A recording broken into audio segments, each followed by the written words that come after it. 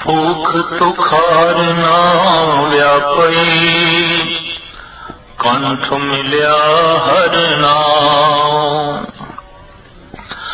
ਮਨ ਬੇਦਿਆ ਚਰਨਾਰ ਬਿਨ, ਦਰਸ਼ਨ ਲਗੜਾ ਸਾਓ। ਓਟ ਗੋਵਿੰਦ ਗੋਪਾਲ ਰਾਏ, सेवा स्वामी लाओ। बिखया पोह न सकई, मिल साधु गुण गाओ। जहते उपजी तह मिली, सच्ची प्रीत स्वभाव। कर गए लीनी पार ब्रह्म, बहुल न छड़िया। बार जाऊं लग देरिया, हर सज्जन अगम अगाओ। सर्व पई नारायणे, नानक दर पैया। भूख सोहंदा सर्ब सुख, जिस बख्शे वे परवाहो। पोह दा महीना, तुखार कक्कर बर्फ पाला। माज राग दे राही गुरु अर्जन देव जी महाराज का 12वां नामक बाणी द्वारा यह उपदेश, जिन्हां दे कंठ दे परमात्मा का नाम होंदा है, पोह दे महीने का तुखार कक्कर पाला उन्हां नूं नहीं व्यापदा। दरअसल अत दी गर्मी जिथे मनुख नूं बेचैन कर देंदी है, अत दी ठंड मनुख नूं आलसी कर देंदी है, दलिदरी बना देंदी है। बहुत ठंड है, बहुत ठंड है, उठन नूं जी नहीं करदा। अग कोल बैठे रहिए, बिस्तर विच बैठे रहिए, कमरे विच बैठे रहिए, धुप ते बैठे रहिए, किधरे भी काम करन नूं जी नहीं करदा, किधरे भी जान नूं जी नहीं करदा। और इस तरह हड्ड जोड़ जुड़दे ने, शरीर जुड़िया जुड़िया रहिंदा है। ठंड का अपना एक असर, और जितनी गहरी ठंड होगी उतना ही मनुख आलसी हो जाता है, दलिदरी हो जाता है, और मैला जिहा रहन लग पैंदा है। और बहुत गर्मी है, बहुत गर्मी है, तो बेचैन हो जाता है, परेशान हो जाता है। हू बहु इस तरह देखने विच आया है, मानसिक मंडल विच भी जिथे क्रोध है और अहंकार है, लोभ है, बड़ी जालमाना तबीयत है, अत दी गर्मी है, उत्थे भी दुख ही दुख है।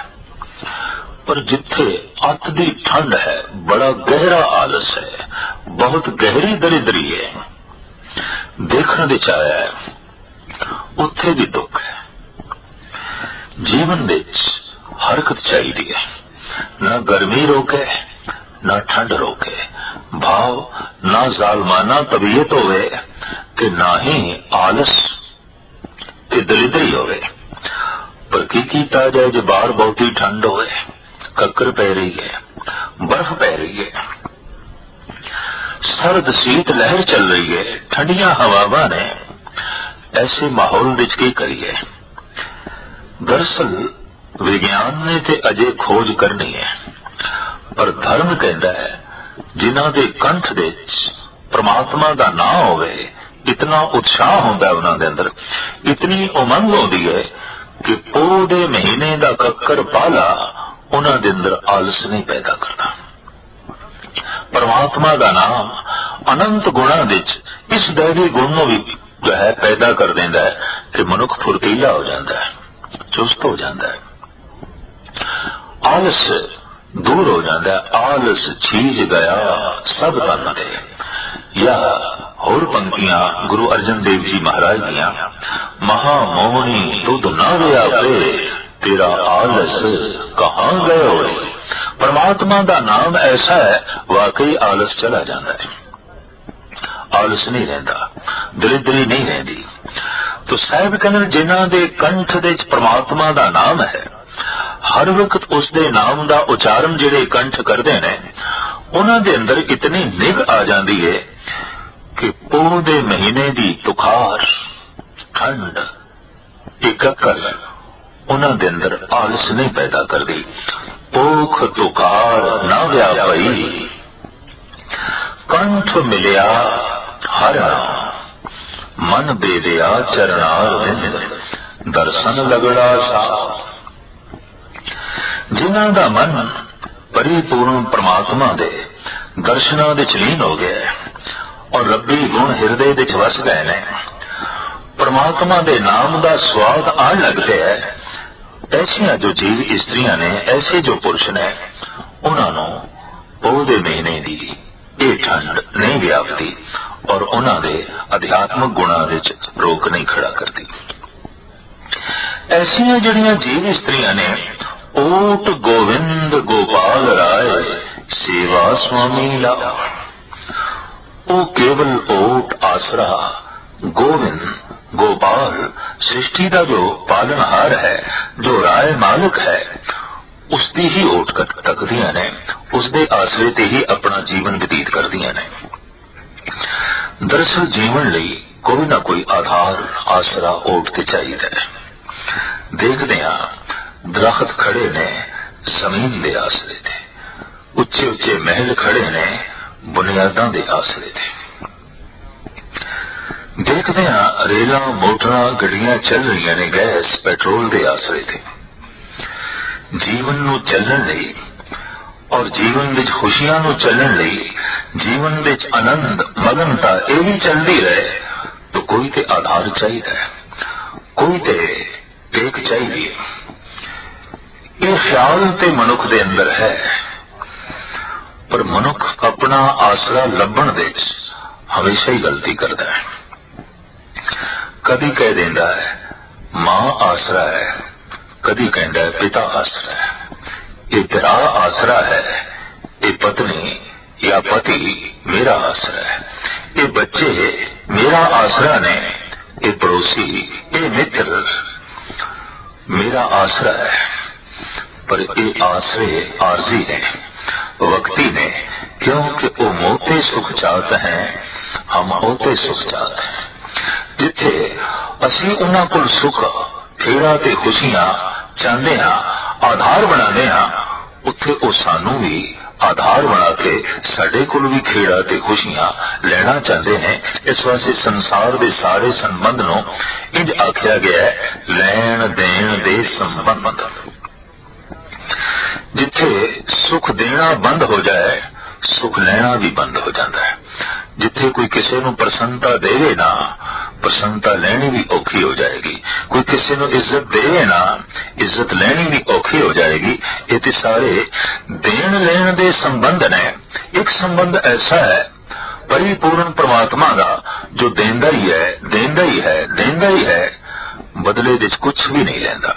देंदा दे लेंदे थक पाए, वो देंदा देंदा नहीं थकदा, लेंदे लेंदे जीव थक जाते हैं। फिर वो देने वाला ऐसा है कि वड्डा दाता दिल न तवाए, पहाड़ा जितनियां दाता दे के भी दिल जितनी भी मंग नहीं रहा। नहीं तो अक्सर देखे है दिल जितना परोपकार करके किसी से मनुख पहाड़ा जितना बदले विच मंगदा है, बहुत मंगदा है। मैं तेरे नाल ये कीता हुण तू कर, थोड़ा जिहा करके थोड़ा जिहा सुख दे के मनुख दूसरे को बहुत बड़ा सुख मंगदा है। पर एक परिपूर्ण परमात्मा है, इतने खेड़े खुशियां दे के भी बदले विच कुछ मंग नहीं है। दाता है, वड्डा दाता दिल ना कमाए। तो जिन्हों ने ऐसे परमात्मा की ओट पकड़ी है, ऐसे परमात्मा का आसरा पकड़िया है जो सृष्टि का पालनहार है, मालिक है, सदी भी खेड़े ते खुशियां च रहिंदियां ने। साहिब कहंदे ने उन्हां दे अंदर ये अरदास भी पैदा होती है कि वो जो मालिक है उहदी सेवा दे च ही जुड़े रहिए और सेवा दा ही लाभ खटिए, आनंद खटिए। ऐसे जो सेवा दे जुटियां उन प्रभु दी और उसका ओट आसरा तक के अपना जीवन बतीत कर रही ने। महाराज कहते पिखिया ओह न सकई मिल साधु गुणवान। उन्होंने विषयां दी जहर नहीं व्यापती, विकारां दी जहर नहीं व्यापती। क्यों? क्योंकि गुरु दी संगत विच बैठ के, सत्संग विच बैठ के ਉਹ जीव इस्त्रियां परमात्मा के गुणों की संभाल करदियां ने, उहदे गुणों नूं अपने हिरदे विच वसांदियां ने और उसका ही केवल आसरा तक के, उसनूं ही केवल ओट बना के अपना जीवन बतीत करदियां ने। इस वास्ते विकारां दी जहर उन्हां नूं नहीं व्यापती। ये सही आसरा है। इस आसरे नूं जदों भी कोई अपनी जिंदगी का आधार ओट बना लैंदा है, ऐसा पुरुष जगत विच कदी भी आसरा नहीं होंदा। शायद इस वास्ते परमात्मा नूं निआसरियां दा आसरा आख्या गया है। निउठियां दी ओट, निमाणियां दा मान, निताणियां दा दान। और ये हकीकत है कि जितने चिर तक मनुख छोटे छोटे आसरे और ओट बनाई रखता है, उसके अंदर प्रभु की ओट का ख्याल नहीं पैदा होता। तो पातशाह कहते ने पोह दा महीना, ये कक्कर, ये पाला, ये शीत लहर, ये ठंड जो लगदे ही मनुख नूं आलसी ते दरिद्री बना देंदियां ने।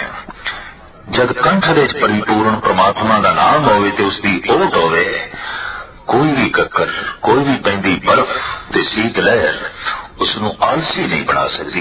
वो उद्यमी होवेगा, उत्साही होवेगा और फुर्तीला होवेगा। साहब अगां चल के कहते ने जह तैं उपजी तह मिली सच्ची प्रीत समा। गुरु की संगत विच बैठ के प्रभु के गुण गावदियां गावदियां ये जी इस्त्री जिथों इसकी उत्पत्ति हुई सी, उसकी प्रीत करके उसदे विच ही समा गई। जिथों आवना होया सी उसदे च ही समाना नसीब हो गया।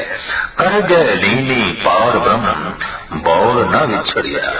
कर कहते ने हथ नूं। परमात्मा ने अपना हाथ देके अपना बना लिया, गले नाल ला लिया और ऐसा मिलाप बख्शिया हुण मुड़ के विछोड़ा नहीं। जगत विच जितने मिलाप ने आखिर एक ना एक दिन विछोड़ा होंदा है। चाहे ये मिलाप पुत्रां दा होवे, मित्रां दा होवे, मां बाप दा होवे, भरावां दा होवे, पड़ोसियां दा होवे, गहरे तो गहरे सजणा दा होवे, एक दिन विछोड़े दा दुख देखना ही पैंदा है। या ते जीवदियां जी ये विछोड़ा हो जाता है या फिर मर के विछोड़ा हो जाता है। सारियां तो ही मनुख टुट जाता है। पर एक प्रभु का मिलाप जो वो आप बांह पकड़ के करांदा है, अपना मिलाप, विछोड़े का दुख इस मिले हुए नूं भोगना नहीं पैंदा। सतगुर दी बाणी का भी फैसला मिलिया होए न विछड़े जे मिलिया। एक दफा जे ये मिल जाए फिर बिछोड़ा नहीं, फिर टूटना नहीं। तो साहिब फरमान करते ने जह तैं उपजी तह मिली सच्ची प्रीत समाओ।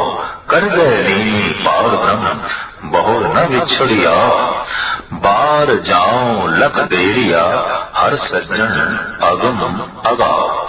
वो परिपूर्ण परमात्मा अगम है, साडी सोच तो परे है, साडे विचारां तो परे है, साडे इंद्रियां दी शक्ति तो परे है ते साडी पकड़ तो भी परे है।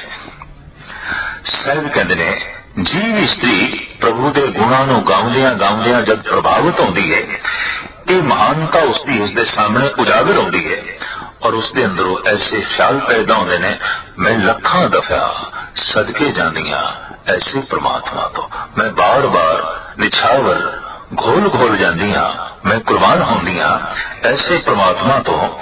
भावे वो मेरी पकड़ दे च नहीं, भावे वो मेरी पहुंच तो परे है, भावे वो मेरी सोच तो परे है, फिर भी मैं तो परे नहीं, फिर भी मेरे कोल है। हाँ, मेरे रोम रोम विच है, मेरी सोच तो परे है, मेरे कण कण विच रमिया होया है, पर मेरी पकड़ तो परे है। ये इस तरह है कि सूरज की एक एक किरण मैनू छू रही है, फिर भी सूरज की पकड़ बहुत दूर है।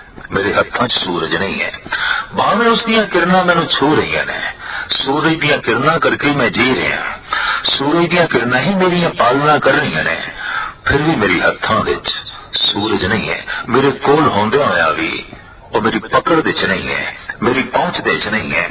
इस तरह परमात्मा रोम रोम दे च है, उस तो बिना असी हो भी नहीं सकते।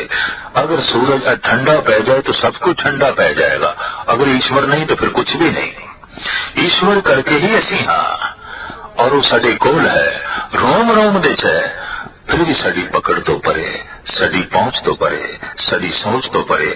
साहिब कहते ने ऐसा जो परिपूर्ण परमात्मा है, असी बार बार उस तो सदके जाते हैं, कुर्बान जाते हैं।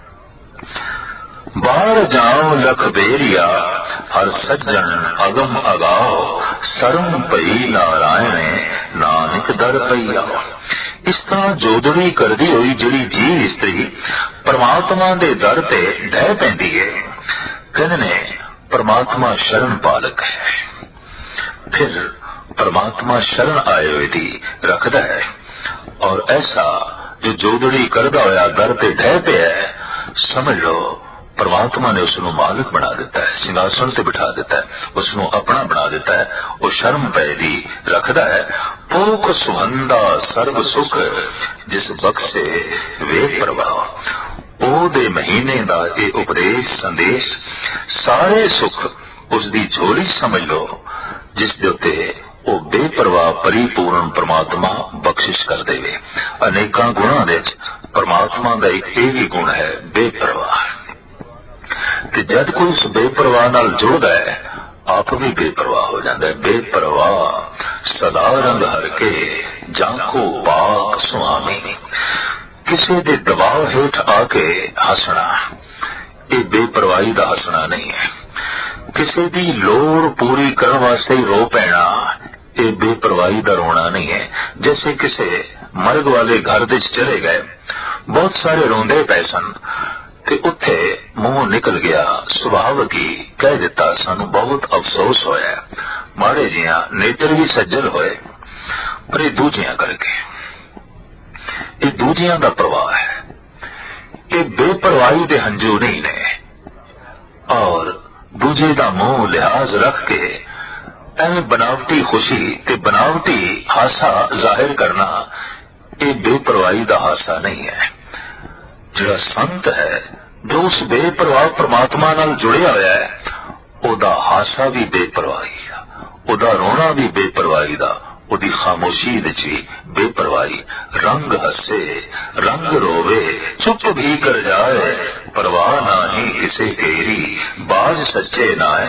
तो साहिब कहने ने ये महीना ओदा सारे दा सारा सुखा दा उसदा बतीत हो जाता है, जिसनू ओ बेपरवाह परमात्मा अपने गुणा दी बख्शिश झोली विच पा देंदा है। भूख तुखार पड़े वण तृण रस सोखे, आवत की नाही मन तन वसै मुखे। मन तन रवरिया जग जीवन, गुर सबदी रंग माणी। अंडज चेरत से तज उतबुध, घट घट जोत समाणी। दर्शन देहो दयापत दाते, गत पाओ मत देहो। नानक रंग रवे रस रसिया, हर स्यों प्रीत सदेहो। तुखारी 12वां धन गुरु नानक देव जी महाराज दा अमर बचन। आप कहते ने तुखार बर्फ कक्कर पाला पै रहा है, पोह दे महीने विच वण तृण रस हो गए। जंगल विच बनस्पति दे घास सुकने शुरू हो गए, ऊपर बर्फ पै गई, बर्फ नाल भी बनस्पति सड़दी है, गलदी है। ऐसा ही नहीं कि अत दी गर्मी जद लू चले ते वनस्पति सुकदी है सड़दी है, अत दी बर्फ पै जाए तां भी सुकदी है ते सड़दी है। दोहां हालतां विच समान अवस्था चाहिदी है वनस्पति नूं खिड़न लई। हो बहु मन दी भी यही हालत है। अत दी ठंड, अत दा आलस मनुख नूं सुका के रख देंदा है। जीवन दे हर पासों गति रोक के रख देंदा है और उन्नत होना उस लिए कठिन हो जाता है। गुरु नानक देव जी महाराज इस दे बहुत सुंदर उदाहरण देंदे ने कि जितने तिनके ने घास फूस वनस्पति इते सुकनी शुरू हो गई क्योंकि बर्फ पै गई ते बर्फ नाल उन्हां दा पुंगरना वधना फुलना रुक गया।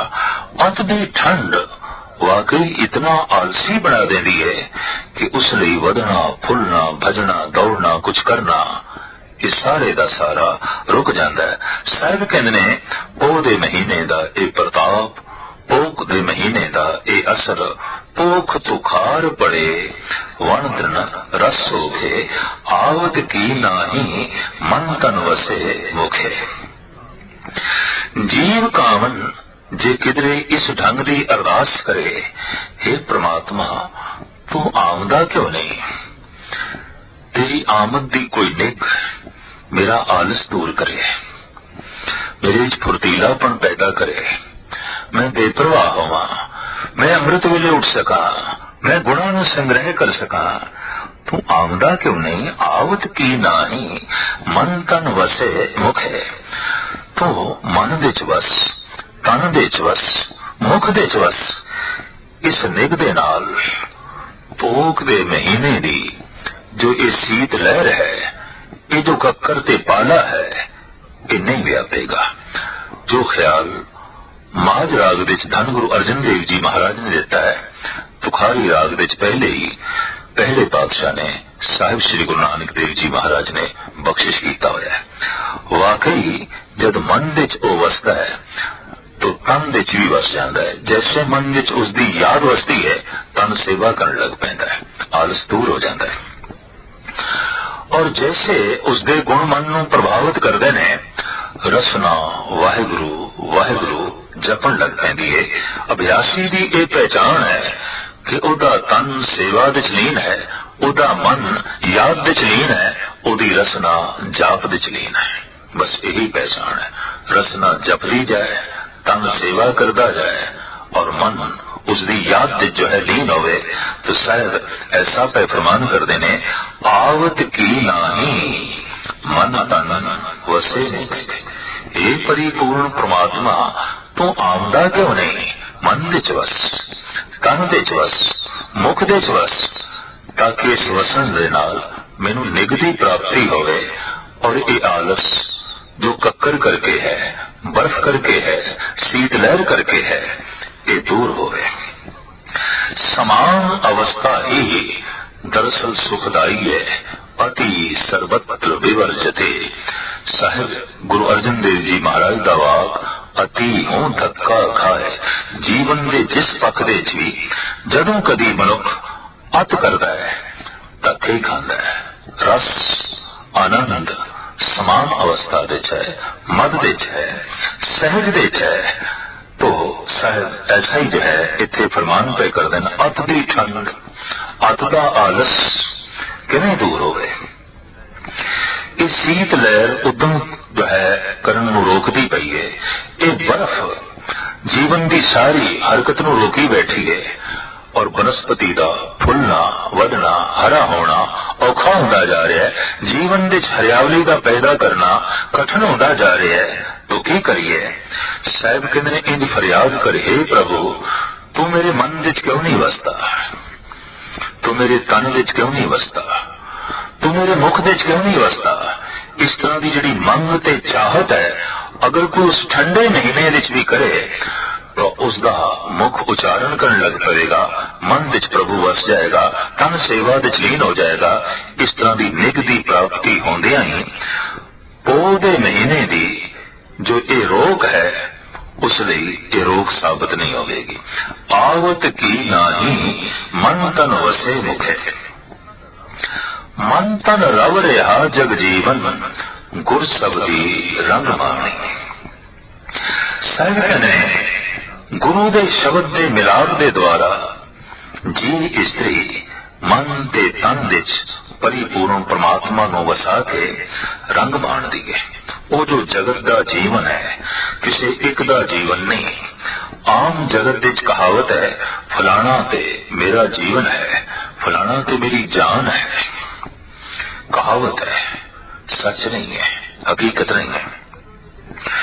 ਚਲੋ ਜੇ ਕਿਧਰੇ ਮੰਨ ਵੀ ਲਈਏ ਫਲਾਣਾ ਤੇ ਮੇਰੀ ਜਾਨ ਹੈ, ਪਰ ਸਿਰਫ ਉਸ ਦੀ ਜਾਨ ਹੋ ਸਕਦਾ ਹੈ, ਜਗਤ ਦੀ ਨਹੀਂ, ਸਾਰੇ ਸੰਸਾਰ ਦੀ ਨਹੀਂ, ਸਾਰੀ ਮਖਲੂਕ ਦੀ ਨਹੀਂ।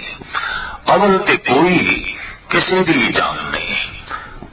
ਬੜਾ ਆਸ਼ਕੀ ਮਿਜ਼ਾਜੀ ਉਸ ਦੇ ਚ ਪ੍ਰਚਲਿਤ ਵਾਕ ਵੀ ਮੇਰੀ ਜਾਨ, ਫਲਾਣਾ ਤੇ ਮੇਰੀ ਜਾਨ ਹੈ, ਮੇਰੇ ਪ੍ਰਾਣ ਹੈ।